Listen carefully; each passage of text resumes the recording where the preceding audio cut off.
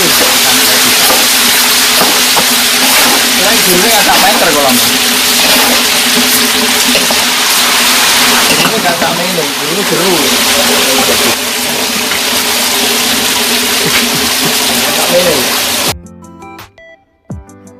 Assalamualaikum warahmatullahi wabarakatuh. Jumpa lagi di channel kami Mina Glewong Farm, channel yang membahas seputar dunia perikanan air tawar.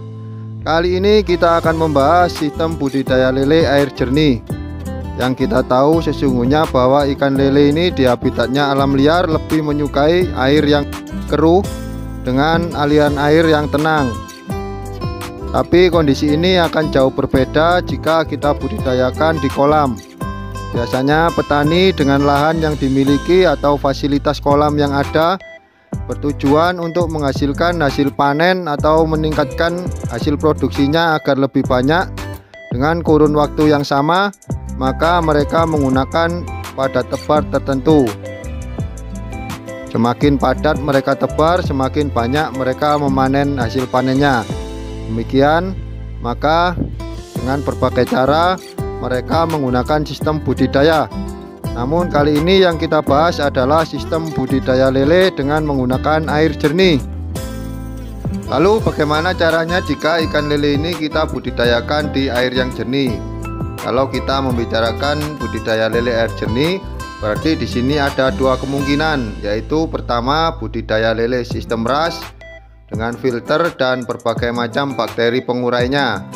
Dan yang kedua adalah sistem kocor. Kedua budidaya lele ini menggunakan air yang jernih. Namun demikian ada perbedaan yang sangat mendasar di kedua sistem budidaya lele ini. Jika sistem RAS kita menggunakan air lama lalu kita resirkulasi kembali setelah melalui berbagai sistem proses filtrasi dan melewati penguraian melalui bakteri pengurai untuk menguraikan kotoran-kotoran yang dikeluarkan oleh ikan. Kalau sistem kocor ini kita menggunakan air baru atau air sumber yang kita kocorkan menggunakan pompa air. Dan seperti apakah kekurangan dan kelebihan dari budidaya lele sistem kocor ini? Kita simak ulasan video berikut ini. Budidaya lele sistem kocor ini ada dua metode juga guys, yaitu yang pertama sistem full kocor dengan memberikan pergantian air secara terus-menerus dan air dari kolam akan terbuang sedikit demi sedikit. Dan yang kedua adalah sistem kocor biasanya berkala. Ada yang satu kali sehari setiap pagi atau setiap sore, ada pula yang dua kali sehari misalkan setiap pagi dan sore. Air di kolam yang sudah keruh akan dibuang dulu sebagian bahkan semuanya, dan kemudian diisi kembali dengan air yang baru. Oke, dan apa saja kelebihan dan kekurangan sistem budidaya lele dengan menggunakan sistem kocor ini? Simak videonya baik-baik agar tidak salah paham, agar pahamnya tidak salah. Yang pertama kita bahas kekurangannya dulu. Kekurangan dari sistem kocor ini yang perlu diperhatikan adalah sistem kocor ini hanya bisa digunakan di tempat atau kolam yang memiliki sumber air yang kualitasnya bagus, memenuhi syarat untuk tempat hidup ikan lele. Sedangkan untuk di tempat yang airnya kurang bagus, sistem kocor ini sangat tidak tepat guys. Kalaupun bisa menggunakan sistem kocor, petani biasanya menggunakan tandon. Jadi air dari sumber kita tandon dulu, kita tempatkan di kolam penampungan selama 1 atau 2 hari untuk menstabilkan kondisi air. Barulah air kita gunakan untuk mengocor kolam budidaya.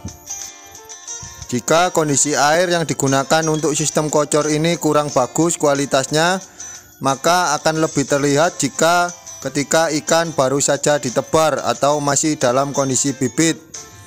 Biasanya ikan yang baru ditebar akan langsung upacara guys, atau mengambang di permukaan ya. Hal ini dikarenakan karena bibitnya kaget dengan kondisi air yang baru, apalagi kualitas airnya kurang bagus. Untuk Anda yang menggunakan sistem kocor, saya sarankan untuk membeli bibit dari pembudidaya yang menggunakan sistem kocor pula. Misalkan jika kita membeli bibit dari pembudidaya atau pembibit yang menggunakan sistem green water, maka bibit lelenya akan terlihat sangat stres.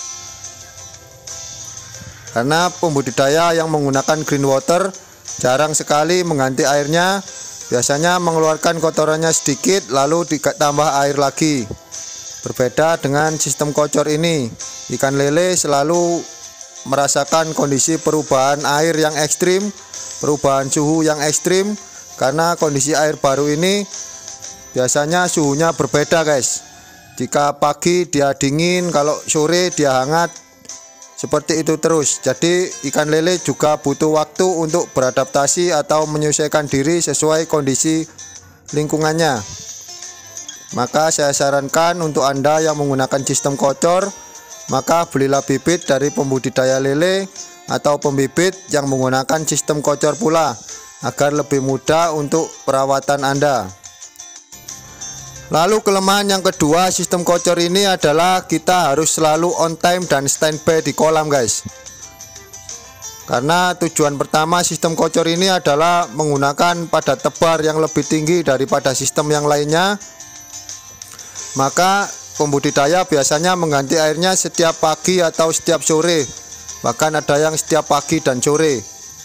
Maka kita harus selalu siap di kolam ya. Jika misalkan kita tinggal untuk keluar kota beberapa hari saja, itu bisa sangat fatal dampaknya guys. Dengan kondisi padat tebar tinggi dan air tanpa menggunakan bantuan aerator ataupun probiotik untuk menguraikan kotoran, air kolam tidak mampu untuk menguraikan kotoran ikan dengan padat tebar tinggi guys. Dampaknya bisa fatal ya. Hal ini sering terjadi dengan petani-petani di sekitar saya. Lalu kekurangan yang ketiga, dengan padat tebar yang tinggi dan kondisi air yang jernih, maka angka kanibalisme ini sangat tinggi guys.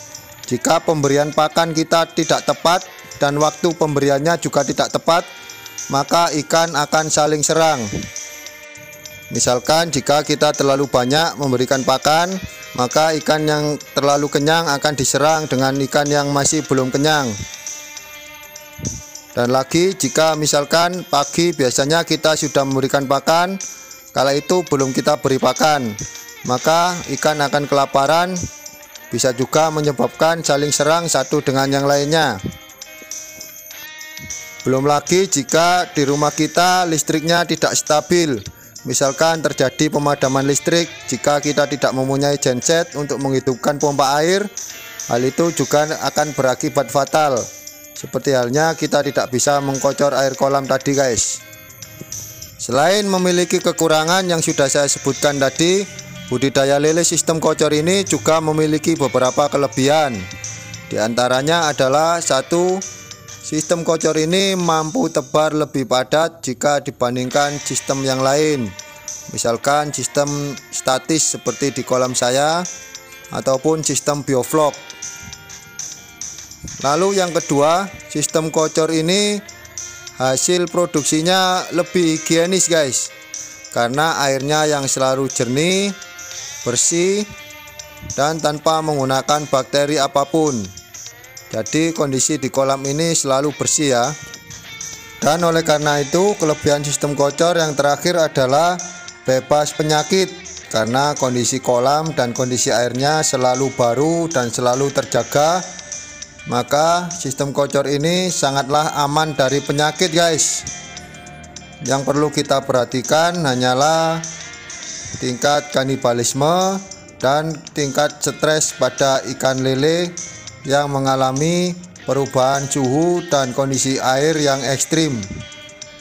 Oke, seperti itu yang dapat saya sampaikan. Semoga bermanfaat. Kurang lebihnya bisa ditambahkan di kolom komentar.